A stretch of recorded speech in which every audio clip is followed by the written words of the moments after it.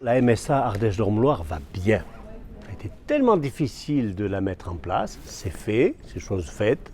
Et bien maintenant, l'unité du conseil d'administration, elle est complètement révélée, complètement acceptée et ça nous permet de faire face à des situations qui sont pour le moins compliquées par rapport à l'accompagnement de la crise de l'élevage et de tous les élevages, faut-il bien dire.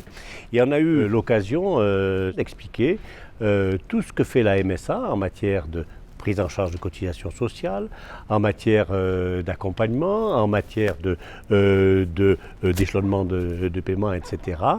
Et le fait qu'il y ait le directeur départemental de la Loire qui soit présent, M. Cereza, le directeur départemental de la Drôme qui était présent aussi, c'est un signe du fait que bien se rendre compte que ce qu'a fait la MSA dans le fameux plan de soutien à l'élevage français, PSEF, eh bien, la MSA a pris sa part et l'administration en est complètement consciente. Le théâtre est un excellent vecteur de communication.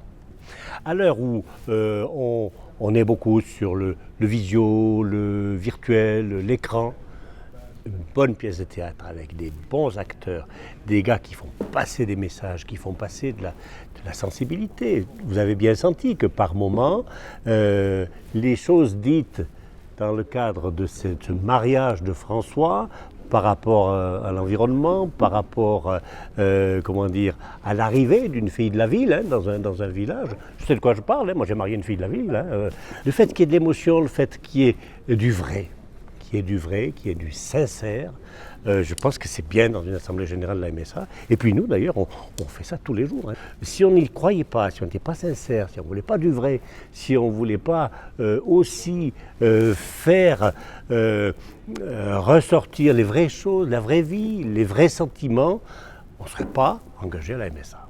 Le sens, c'est le fait de démystifier les candidatons par rapport au fait qu'un agriculteur se marie, et puis de bien pointer quelles peuvent être les multiples réactions de l'environnement, de la famille, et la situation dans laquelle se trouvent très souvent les jeunes agriculteurs, et tout ce que peut induire la difficulté de l'isolement.